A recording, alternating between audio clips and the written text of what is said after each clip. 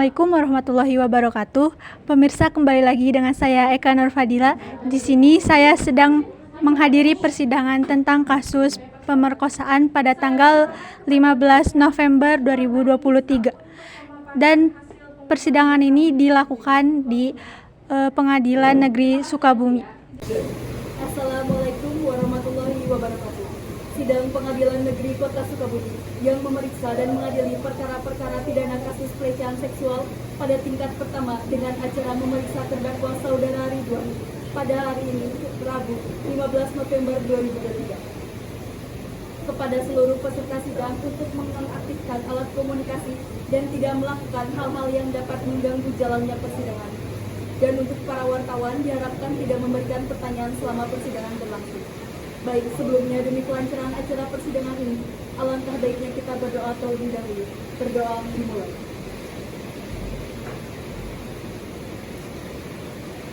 Berdoa selesai.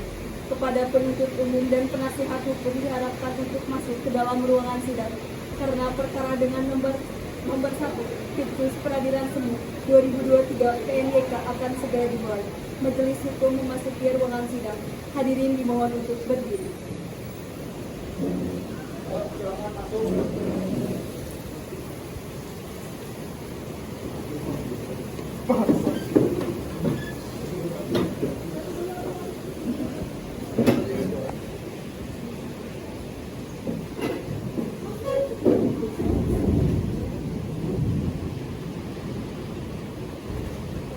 Hadirin, dipersilakan untuk duduk.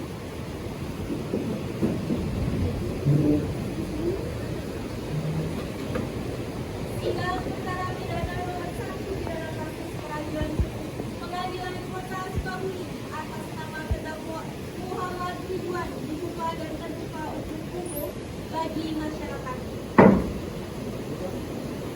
Kepada yang dituntut dan yang menuntut dipersilakan.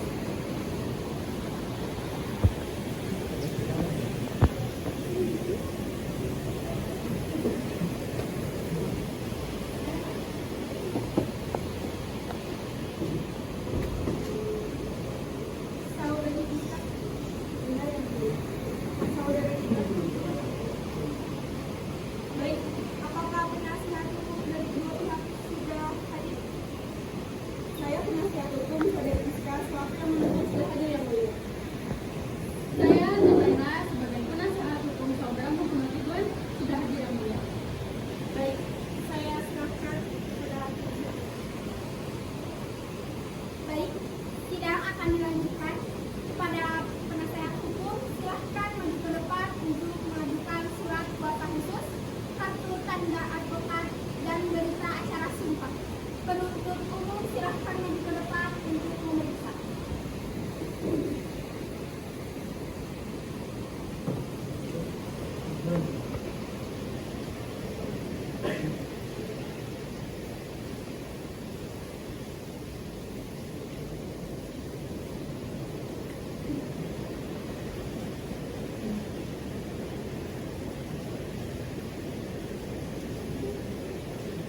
Saya bersumpah dan berjanji sebagai ahli akan memberikan keterangan sesuai dengan keahlian saya dengan sebenarnya tidak lain daripada yang sebenarnya. Sidang akan dilanjutkan dengan pembacaan surat dakwaan oleh jaksa. Kepada jaksa, silahkan untuk menuturkan surat dakwaan.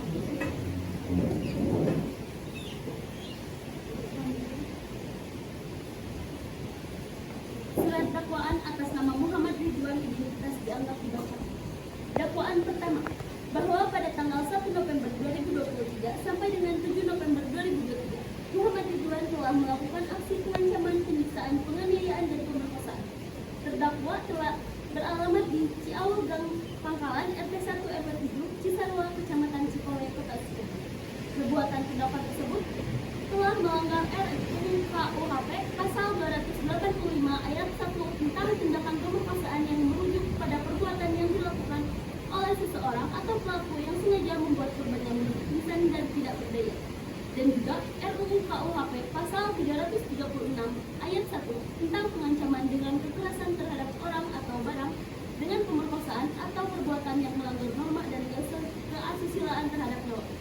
dengan penganiayaan berat. Mohon kami, jaksa penuntut umum. Terima kasih Yang Mulia.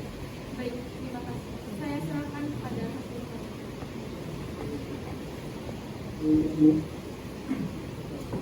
Saudara Ridwan sudah paham dengan apa yang tadi jaksa sampaikan.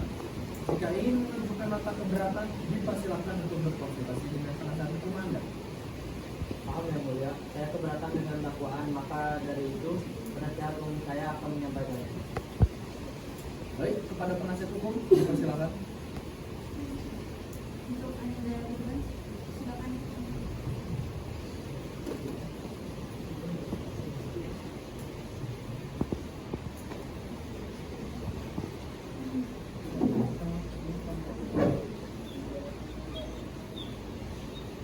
Baik, kepada penasihat hukum lainnya, dipersilakan. Terima kasih Yang Mulia atas kesempatannya. Setelah berkonsultasi dengan terdakwa kami memutuskan untuk menolak tuntutan ini dikarenakan kurangnya bukti-bukti yang bisa memperkuat argumen korban. Maka dari itu, sesuai pasal 109 ayat 2 KUHP, yaitu 1. Tidak terdapatnya cukup bukti, maka dari itu terdakwa meminta untuk mencabut tuntutan terhadapnya. Terima kasih Yang Mulia. Apakah Anda yakin bahwa bukti-bukti yang korban berikan kurang untuk melanjutkan sidang ini? Benar Yang Mulia. Baik. Apakah jaksa penuntut memiliki bukti-bukti dan kronologi kejadian yang diserahkan korban? Ada Yang Mulia, izinkan saya memaparkan. Bukti kronologi pada tanggal 1 November 2023 pukul 21.35 waktu Indonesia Barat, Saudari Giska berstatus sebagai mahasiswa pulang ke rumah kos yang beralamat di Ciaul Gang Pangkalan RT1 RW7, Cisarua, Kecamatan Cikole, Kota Sukabumi. Ia terkejut dengan seorang pria yang tiba-tiba menyekap dan mengancamnya. Korban dicekoki oleh obat tidur oleh terdakwa. Saat korban melawan, korban berkali-kali dihantam oleh gagang sapu milik korban hingga patah dalam keadaan tersekap tak bisa berteriak. Korban pun mulai tak sadarkan diri dan keesokan paginya ia terbangun dengan keadaan badan penuh memar.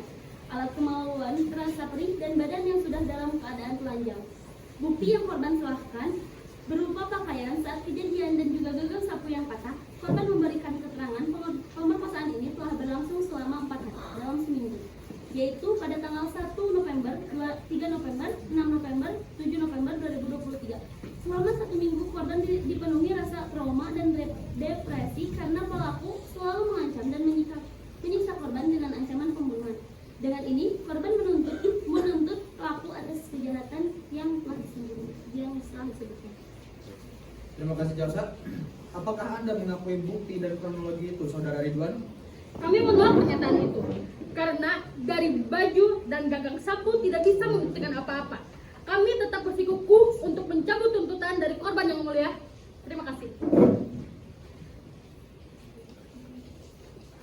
Saya persilakan kepada penasihat hukum korban untuk memaparkan hasil pengumpulan data mengenai kejadian. Terima kasih Yang Mulia, izinkan saya memaparkan konsultasi dari korban. Kejadian ini tersebut benar adanya, dibuktikan dengan memar-memar yang masih utuh di bentuknya, serta ada beberapa kejanggalan yang seperti sengaja dilakukan. Salah satunya dengan tidak berfungsinya kamera CCTV yang berada di kos korban. Dan kebetulan pelaku juga merupakan anak pemilik rumah kos tersebut. Selain itu, untuk membuktikannya, bisa kami cross-check kepada pihak laboratorium untuk mengidentifikasi dan melakukan visum untuk korban yang ditanggung-jawabi oleh Dr. Evan Aditra di Laboratorium Sejahtera. Maka dari itu, kami meminta izin kepada Yang Mulia untuk meminta DNA dari tersangka untuk diidentifikasi ulang. Kami menolak secara tegas hal itu. Butuh waktu dan itu sama saja menuduh bahwa Saudara Ridwan bersalah. Yang Mulia, kami sangat berkeberatan. Tenang. Semua ya, tenang. Jangan ribut. Tenang. Tenang. Jika Anda merasa tidak bersalah, kenapa Anda keberatan? Jaksa, silakan panggil Dr. Evan untuk melakukan visum dan mengidentifikasi DNA korban serta pelaku. Baik Yang Mulia, izin. Baik, selama menunggu hasil dari Dr. Evan, apakah dari pihak terdakwa memiliki saksi untuk memperkuat argumentasi soal kasus ini? Mohon izin Yang Mulia. Ada. Izinkan saya memanggil saksi yang pertama, yaitu Ibu Salwa selaku pemilik kos dan ibu kandung dari Ridwan sendiri. Permintaan disetujui. Kepada Ibu Salwa selaku saksi dipersilakan untuk bersaksi dan membacakan sumpah.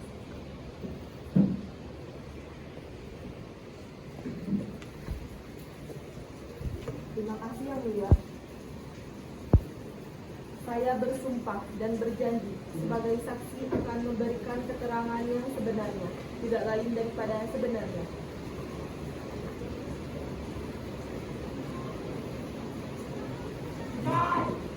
Dipersilahkan untuk menunjukkan kesaksiannya.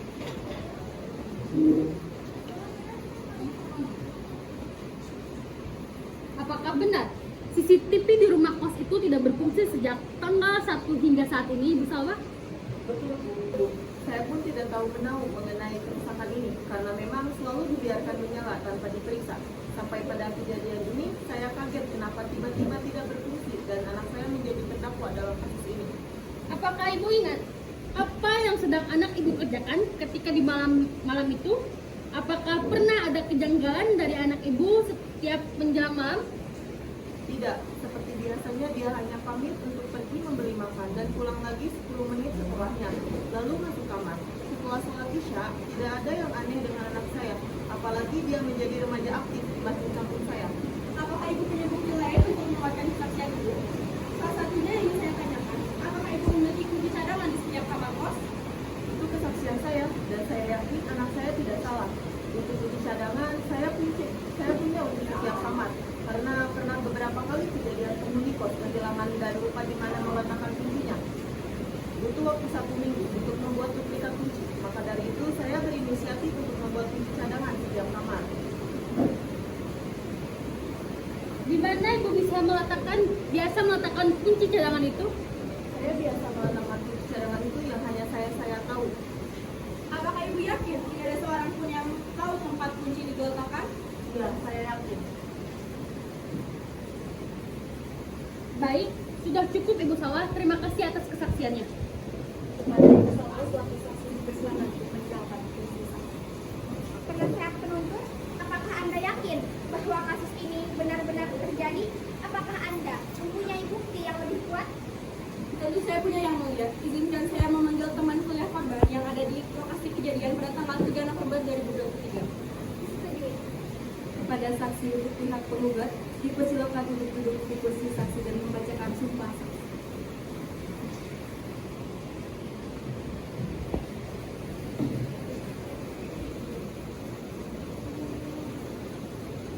Terima kasih Yang Mulia.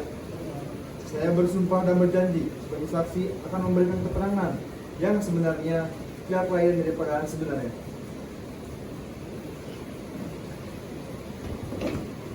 Dipersilahkan untuk memaparkan kesaksian.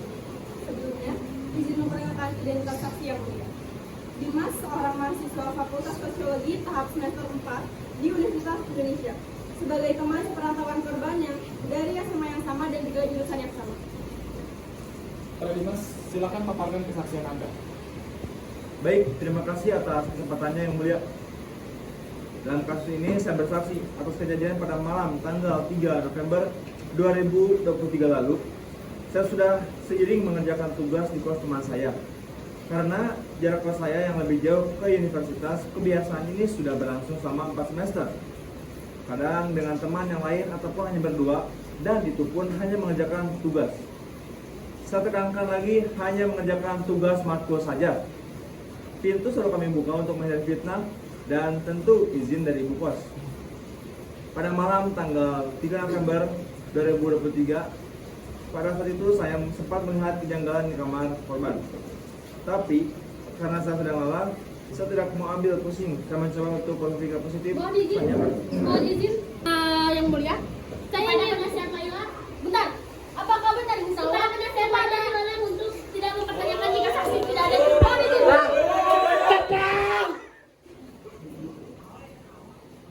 Apakah Anda bisa menjelaskan kejanggalan apa yang Anda lihat pada saat malam itu? Silakan dijelaskan. Pada malam tersebut, saya pulang dari kos korban sekitar pukul 21.20 atau setengah 10 malam. Kurang lebih 15 menit sebelum saya melihat kejanggalan di kos korban. Saat keluar dari kos korban, saya melihat tersangka di teras kos yang terlihat seperti sedang menunggu. Tapi, saya tidak tahu pasti apa yang sebenarnya sedang tersangka lakukan. Setelah itu, saya langsung bergegas untuk pulang ke kos saya. Tapi sebelum pulang, saya pergi ke warung dekat kos korban untuk membeli air minum. Setelah membeli air, saya langsung berjalan lagi menuju depan kos korban untuk menunggu ojek online pesanan saya. Saat saya menunggu di depan, saya mendengar pintu kos korban didobrak kecil dan saya melihat seorang pria yang masuk ke ujung ruangan tepat kamar kos korban. Karena posisi kamar korban di lantai 1 sebelah ujung dekat kamar kosong, awalnya saya pikir pria itu memasuki kamar di sebelah korban. Padahal hingga saat ini kamar di sebelah korban masih kosong, tidak ada yang mengisi. Dengan begitu, terdapat kemungkinan bahwa betul pelaku dalam kasus ini adalah beliau yang saat ini hadir sebagai tersangka. Apakah Anda memiliki bukti bahwa pria yang Anda lihat itu adalah tersangka? Ya, saya ingat pada saat melihat tersangka di teras, saya melihat dia mengenakan kaos polos hitam, celana pendek coklat dengan rambut sedikit diikat ke belakang. Dengan penglihatan saya, ciri-ciri tersangka sangat mirip dengan pria yang saya lihat yang masuk ke ujung kamar kos korban. Mohon izin yang mulia. Dari kesaksian Dimas selaku kerabat korban dan juga sebagai saksi yang berada di TKP dan juga kesaksian dari Ibu Salwa selaku ibu kos sekaligus ibu dari saudara Ridwan, kita bisa melihat mana yang korban dan mana yang pelaku. Izin yang mulia. Seperti yang sudah kami sampaikan di awal bahwasannya bukti dan argumen dari korban belum cukup untuk meyakinkan. Salah satunya dari Ibu Salwa sendiri.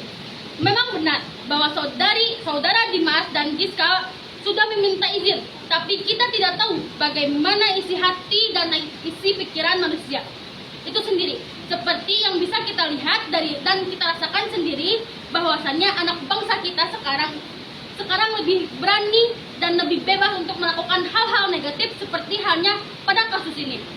BKKBN ungkap 46% remaja yang berumur 15 hingga 19 tahun sudah berhubungan intim. Dan juga apakah memang benar pintu kos tersebut lebar? Apakah kita perlu saksi untuk kasus ini? Pada saksi Dimas, dipersilakan untuk kembali ke tempat. Bisa dipahami, untuk kelancaran sidang, silahkan panggil saksi lagi. Baik, terima kasih yang mulia. Izin kepada Ibu Ranisa umur 27 tahun selaku tetangga korban dan salah satu penghuni kamar kos yang memberikan kesaksian. Kepada saksi dari penasihat juga dipersilakan untuk menjadi saksi dan membacakan sampel saksi.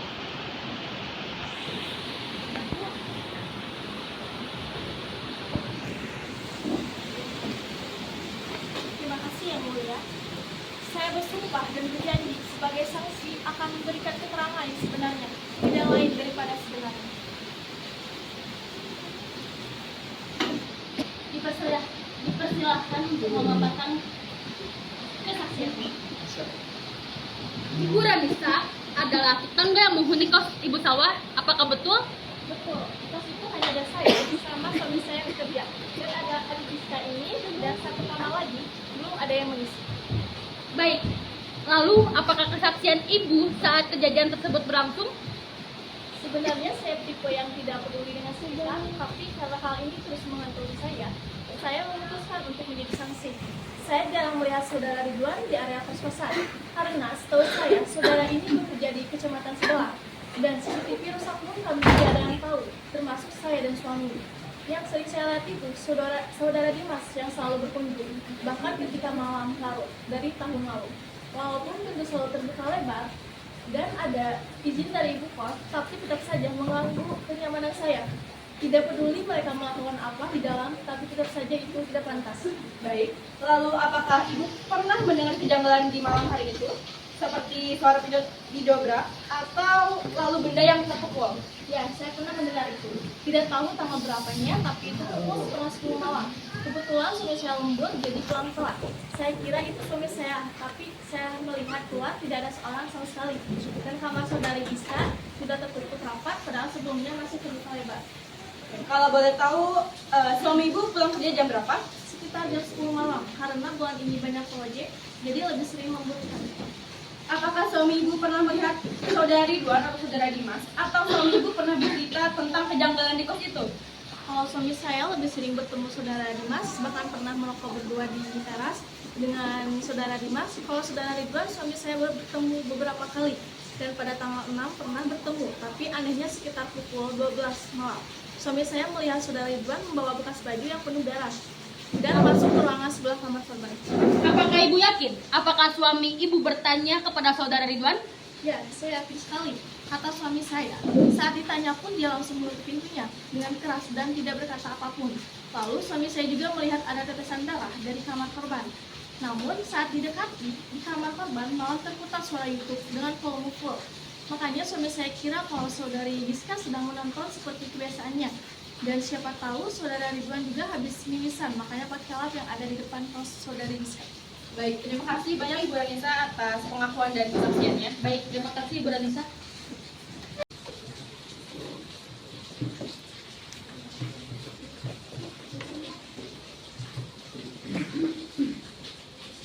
Terima kasih Yang Mulia. Saya bersumpah dan berjanji sebagai ahli akan memberikan keterangan sesuai dengan keahlian saya dengan sebenarnya tidak lain daripada yang sebenarnya.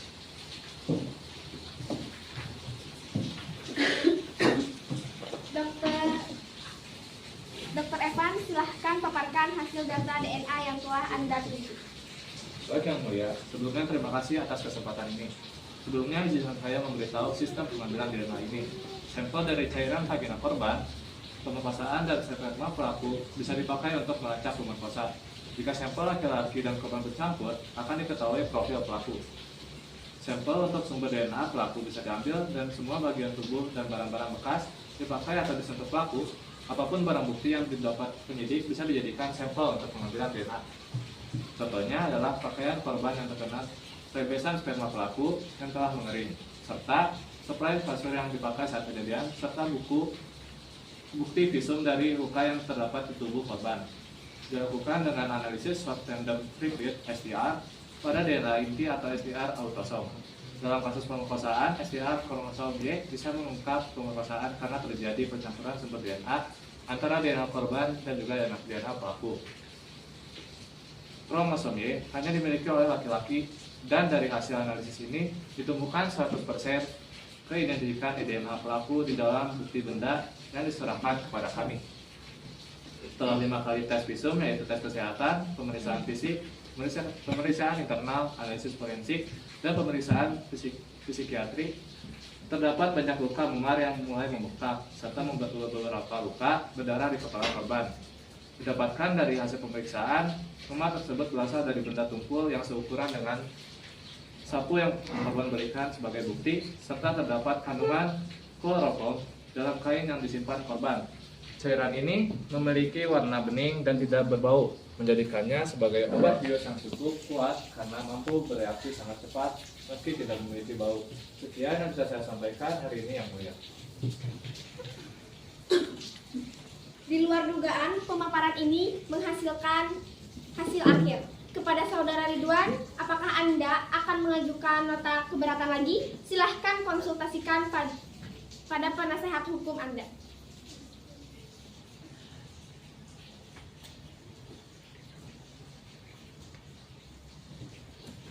Izinkan penasehat saya yang menjawab Yang Mulia. Saudara Ridwan tidak mengajukan nota keberatan lagi dan mengakui kesalahannya melakukan tindakan yang sudah disampaikan tadi. Terima kasih. Kepada kedua belah pihak penasehat, silahkan paparkan kesimpulan tadi. Baik, kami menuntut pelaku Muhammad Ridwan atas tindakan pemerkosaan, penyiksaan, ancaman, kekerasan, dan perusakan barang bukti terhadap saudari Giska sesuai dengan RUU KUHP pasal 285 ayat 1 tentang tindakan perkosaan yang merujuk pada perbuatan yang dilakukan oleh seseorang atau pelaku yang sengaja membuat korbannya menjadi pingsan dan tidak berdaya. Dan yang kedua, sesuai dengan RUU KUHP pasal 336 ayat 1 tentang pengancaman dengan kekerasan terhadap orang atau barang dengan perkosaan atau perbuatan yang melanggar norma dan kesusilaan terhadap nyawa dengan penganiayaan berat. Yang ketiga, pemusnahan barang bukti menurut pasal 221 ayat 1 angka 2 KUHP. Dan yang terakhir, kesaksian palsu pelaku menurut pasal 242 ayat 1 dan 2 KUHP.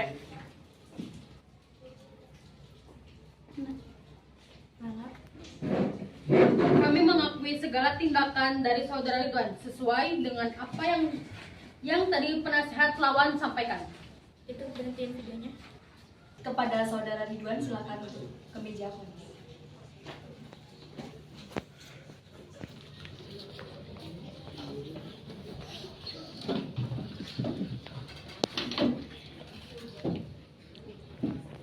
Baik, sudah diputuskan karena pelaku Muhammad Ridwan melanggar beberapa undang-undang dan terdakwa dinyatakan terbukti telah melakukan kembali tindak pidana pemerkosaan terhadap korban yaitu Giska dengan vonis hukuman selama 25 tahun penjara dan didenda sebesar 700 juta rupiah sesuai dengan undang-undang yang merujuk pada RUU KUHP pasal 285 ayat 1 tentang tindakan perkosaan yang merujuk pada perbuatan yang dilakukan oleh seseorang atau pelaku yang sengaja membuat korbannya menjadi pingsan dan tidak berdaya.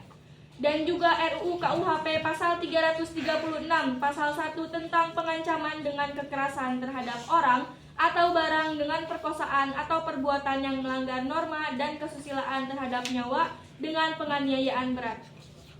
Pemusnahan barang bukti menurut pasal 221 ayat 1 angka 2 KUHP, pelaku yang menghilangkan barang bukti diancam dengan pidana penjara paling lama 9 bulan dan denda. Pasal tersebut berbunyi diancam dengan pidana penjara paling lama 9 bulan atau pidana denda paling banyak 4.500.000. Kesaksian palsu, sanksi pidana pasal 242 ayat 1 dan 2 KUHP, barang siapa dengan sengaja memberi keterangan palsu di atas sumpah baik dengan lisan atau tulisan secara pribadi maupun oleh kuasanya diancam pidana penjara maksimal 7 tahun.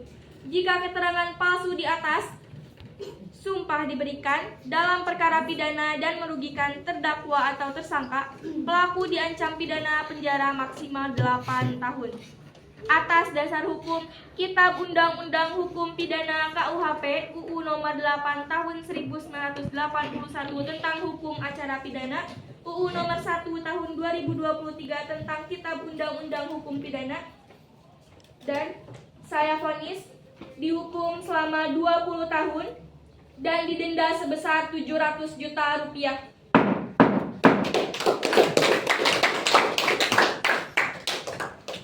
Sidang telah selesai dan hukuman vonis tidak bisa diajukan banding atas dasar pemalsuan keterangan dari terdakwa. Tidak ada keringanan hukuman bagi terdakwa. Sidang selesai, izinkan kami mengundurkan diri.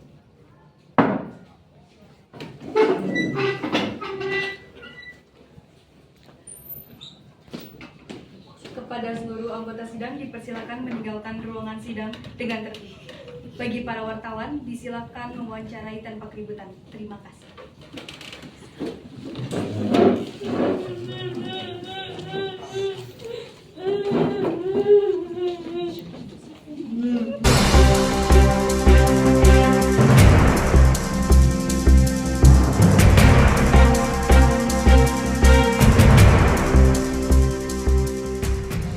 Saya ingin bertanya.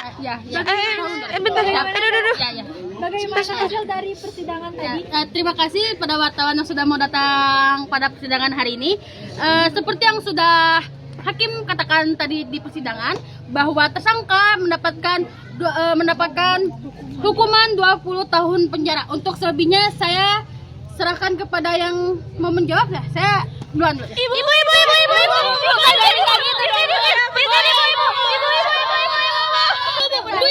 Ibu. Selama 20 tahun. Bu. Perasaan saya sangat lega karena pengadilan berpihak kepada saya. Ya, kita semua lega ya karena sesuai dengan persidangan tadi Pelaku sudah dihukum sesuai dengan apa yang dia perbuat.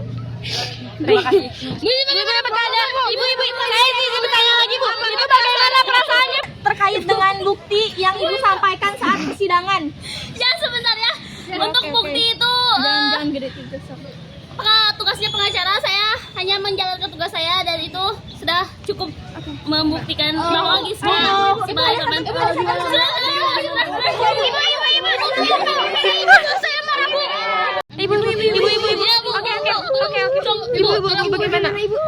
Bagaimana tanggapan Ibu tentang vonis yang diberikan kepada anak Ibu? Jujur ya, saya pun kaget dan saya pun tidak menyangka dengan perlakuan anak saya. Karena anak saya itu sangat soleh gitu ya, sering ke masjid. Soalnya gimana Bu?